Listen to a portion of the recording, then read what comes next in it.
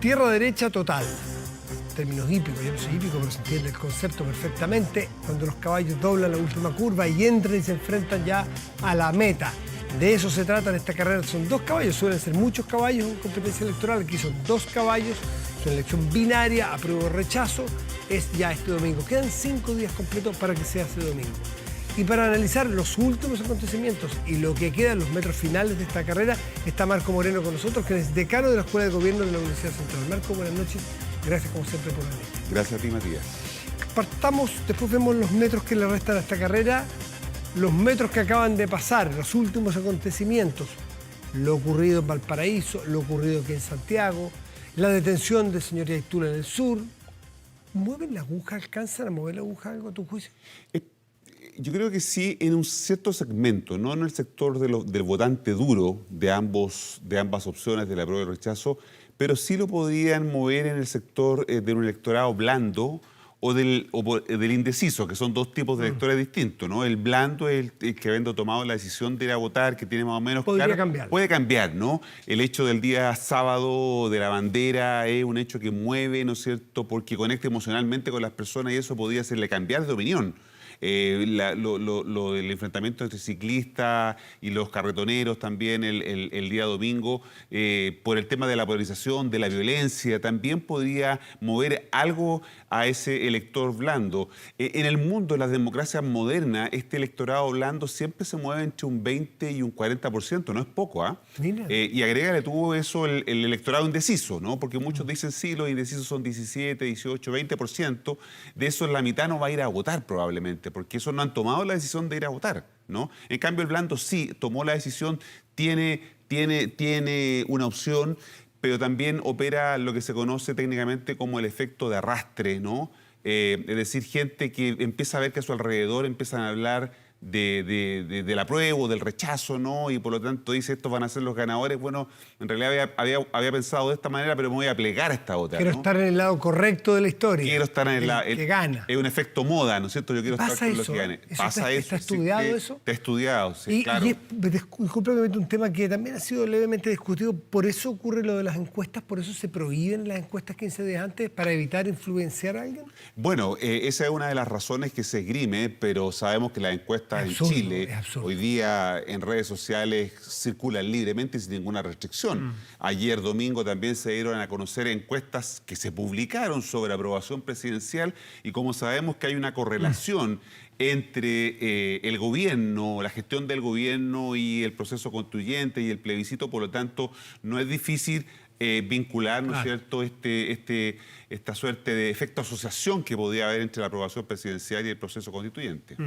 Ya, por lo tanto, ¿tú crees que hay un voto blando que eventualmente puede ser afectado por los acontecimientos últimos, ¿no? Y porque la gente está tomando cada vez su decisión más cerca del momento de la elección, o sea, probablemente hoy día hay gente que no ha tomado su decisión, la va a tomar mañana, pasado, el viernes, incluso el sábado. Entonces, la cercanía de ese momento decisional va a estar influida o puede estar influida por acontecimientos inesperados, como lo de Valparaíso o lo de ayer aquí en la región metropolitana, o algo que pueda pasar, no hay que descartarlo, algo que pueda pasar en las próximas horas, ¿no es cierto? ¿Quién hubiera dicho el miércoles pasado que venían detención de Yaitul, comunicado de una ministra o de una asesora de una ministra, el enfrentamiento aquí de ciclistas y carretoneros? Caída de la ministra. Caída de la ministra y lo de Valparaíso, esta performance artística, entre comillas. Son 4 eventos que no están en el programa, pueden seguir pasando cosas. Pues. Y sobre todo que los ciudadanos estamos insertos en una democracia ocular, en donde toda la visión que nos hacemos de las cosas es lo que vemos en la pantalla, ¿no? Del teléfono, del computador, en la televisión. Eso es lo que nos permite hacernos una configuración de las cosas. Lo que ocurre en la televisión, en los matinales, en la mañana, la información que allí se cruza, es a partir de lo cual la gente toma sus decisiones. Y además, como tú decías, en una elección binaria que es abstracta, porque ¿qué significa que gane el apruebo o el rechazo? ¿No? Es distinto si tenemos un presidente de izquierda o un presidente de derecha. La gente se hace una idea de que lo que va a pasar mañana si es que vota por el candidato de derecha o vota de izquierda. Aquí es abstracto, entonces, bueno, ¿qué va a pasar? No tengo muy claro lo que va a pasar. Y eso entonces aumenta la incertidumbre y aumenta la duda. Por supuesto. ¿Tú eres de los que cree que esta carrera de alguna manera está corrida, si miramos cínicamente, porque no se pueden mirar encuestas, pero todos las vimos, porque llegan de alguna manera, ¿no? Y nadie las desmintió, o sea, son las encuestas que veníamos. Y todas dan un margen, yo no conozco una distinta, pero un margen bastante apreciable en favor de una de las opciones. ¿Tú crees que eso habla de que de alguna vez se solidificó un resultado? O si tú fueras un extranjero y no tuvieras interés ni emocional, ni político, ni fueses ciudadano, y fueras un apostador, mira cómo te estoy poniendo de figura, de apostador, ¿tú crees que apostarías claro por el que va ganando o tendrías dudas? Desde abril la tendencia se revirtió y hoy día favorece al rechazo sin ninguna duda. Eso es lo que muestran todos los estudios de opinión y encuestas desde el mes de abril que se produce el cambio. Hasta marzo el apruebo todavía seguía teniendo una ventaja sobre el apruebo, eso se revierte y ya no se recupera, ¿no? Durante estos 3-4 meses y por lo tanto el escenario tendencial, ¿no?, más probable es ese. Ahora, ¿puede cambiar esto? Bueno, pueden haber hechos disruptivos, situaciones inesperadas, ¿no?, que cambiaran esta situación, como por ejemplo la que vimos ayer, como por ejemplo que el presidente decidiera adelantar un cambio de gabinete. ¿No? Estamos suponiendo, ¿no? Ese es el tipo de cambio que pueden quebrar la tendencia, ¿no?, que pueden producir un cambio. ¿A 5 días incluso? Bueno, a 5 días incluso porque, como te digo, la gente está tomando, sobre todo estos electores blandos, que son un porcentaje que no es menor, está tomando su decisión no hace una semana atrás o no hace un mes atrás en base a las encuestas. Entonces, esto es bien dinámico y eso, por eso que hace difícil para las empresas encuestadoras, los que se dedican al encuestaje, poder determinar con claridad qué es lo que va a pasar. Porque piensa tú que votaron 8,4 millones de personas en la segunda vuelta presidencial. Súper récord. Que las consultas al CERVEL hoy día han llegado a 13 millones. Supongamos, ¿no es cierto?, que ese es el techo. Supongamos que el techo son 13 millones y el piso son 8. Se va a mover entre 9, 10 y 11. Por ahí es donde se va a mover probablemente el volumen de participación, que evidentemente es mucho más que lo que votó hace 8 meses atrás cuando estuvimos en la segunda vuelta presidencial. ¿Y tú compartes el juicio técnico de que si se produce una avalancha de votos, cuantitativamente hablando, muchos más votos, eso favorece la opción rechazo? Porque hay quienes que hacen cálculos distintos. Yo tengo mis dudas. O eso es claro, o eso para el juicio es duda. Tengo mis dudas que el aumento, porque en ese votante nuevo que va a entrar a votar, probablemente gente que no ha votado nunca, ¿no? Probablemente nuevamente pueden haber electores jóvenes, van a haber electores mayores que dejaron de hacerlo en las elecciones pasadas, pero esos electores mayores no necesariamente están todos por el rechazo, ¿no? Hay gente que siempre te pregunta y te dice, bueno, ¿por quién hay que votar? ¿Cómo hay que votar? Entonces es un voto muy manipulable en el sentido de marcar una opción. ¿Te parece aventurado marcárselo más a una opción que la otra? Por supuesto, en un volumen de participación del orden de los 10 millones, 11 millones, se hace bien abierto el resultado del próximo domingo. Marco Moreno, ¿tienes tú la impresión, porque son percepciones todas estas, de que hoy se está decidiendo el voto o se está discutiendo, más que a partir de un texto, si le gusta o no le gusta este texto, es cuál cree que es el punto de partida mejor para lo que viene? Yo tengo una sensación, por lo que leo analistas y conversaciones, que esa es la discusión.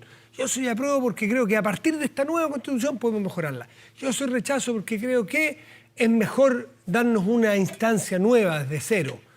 ¿Te parece que algo de eso hay? Sí, yo creo que hay bastante de eso porque hace rato que la discusión dejó de ser sobre el texto, sí, pues, ¿no? Sobre los artículos, sobre lo que dice. Se ha tornado un tanto repetitiva ya. Por supuesto, claro. Y mucha gente, a pesar del esfuerzo del gobierno y de todos, de los canales de televisión, de todo el mundo por, digamos, que la gente se informe, mucha gente no se informó y por lo tanto sus percepciones las construye a partir de estas visiones, por ejemplo, ¿no? De lo que cree que viene hacia adelante.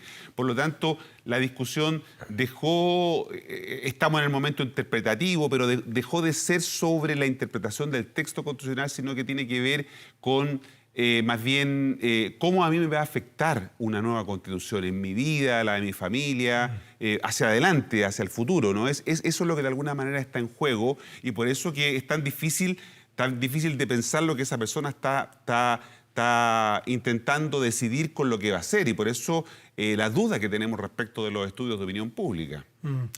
Mirando con retrospectiva, que todavía no la tenemos, esa solo la da el tiempo, pero aventurando, ¿tú crees que el presidente se haya jugado tanto en cuerpo y alma, porque se ha jugado y ha estado y ha recorrido, en fin. ¿Es bueno para lo que resta de su mandato o es peligroso? No, yo creo que fue un error, más de alguna vez lo comentamos contigo acá mismo, el haber constitucionalizado la gestión de gobierno muy tempranamente. Antes de asumir el gobierno y el presidente ya habían tomado una opción por el apruebo, no es ninguna novedad eso, y yo creo que eso le dificultó el control de la agenda, porque permanentemente la agenda, mientras estuvo vigente la convención hasta el 4 de julio, la agenda, el control de la agenda la tuvo la convención y los convencionales. Del 4 de julio en adelante el gobierno intentó retomar el control de la agenda, pero apareció entonces toda la disputa entre el apruebo y el rechazo. Por lo tanto, el gobierno ha tenido poca capacidad de poder controlar la agenda, poder llevar adelante su proyecto de gobierno, y eso es lo que lo tiene hoy día complicado en la aprobación ciudadana. Gane quien gane, ¿el gobierno debiera hacer pronto, después del 4, un cambio de gabinete? Sin ninguna duda. Muchos hablan de que el 9 de septiembre podría ser la fecha más adecuada para hacer esto, pero evidentemente lo que uno observa es que el equipo de gobierno necesita un reimpulso para retomar la agenda, y para eso se necesita un nuevo elenco. El elenco hoy día está desgastado, se desgastó muy rápido, en 5 meses. Y el elenco va a variar, los protagonistas que voy a necesitar. ¿Varía si es que gana apruebo, rechazo, o si es que hay una diferencia muy grande en el resultado? Sí, porque hoy día hay una tensión que se ha ido profundizando, una grieta que se ha ido profundizando entre los sectores hegemónicos del oficialismo y los reformistas, ¿no? Los hegemónicos, el Partido Comunista, algunos sectores del Frente Amplio, Apruebo Dignidad. Reformistas, y eso, claro, Apruebo Dignidad y Socialismo Democrático, y eso no se ha resuelto. Por eso es que el presidente, además de ser jefe de Estado, jefe de gobierno, ha tenido que ser líder de la coalición y va a tener que jugar un rol muy importante, y no da lo mismo, ¿no? Y dependiendo del resultado, si de apruebo o rechazo, de todas maneras, estos sectores van a querer obtener ventaja. Si gana el rechazo, evidentemente los sectores más hegemónicos van a intentar imponer su visión, el presidente va a tener que moderar eso, y si gana, ¿no es cierto?, el apruebo, los sectores reformistas van a querer avanzar en su apuesta, y eso es lo que va a tener que equilibrar el presidente y procesar bien para armar, por ejemplo, un gabinete. Yo creo que eso es lo que lo tiene complicado en estos días. ¿Tú tienes tomada tu decisión? La tenemos tomada, sí. ¿Cómo? ¿Se vota de a uno? Sí. Bueno, está como los futbolistas que hablan. Sí, ¿Ah? sí, la tengo tomada. ¿Y se puede saber? No, yo creo que hay que... Está bien, todo respeto al mundo. Para Sí. saber, porque está bien. Marco Moreno, muchísimas gracias por estar aquí. Gracias a ti. Muy bien. Pausa y volvemos. Espérenos.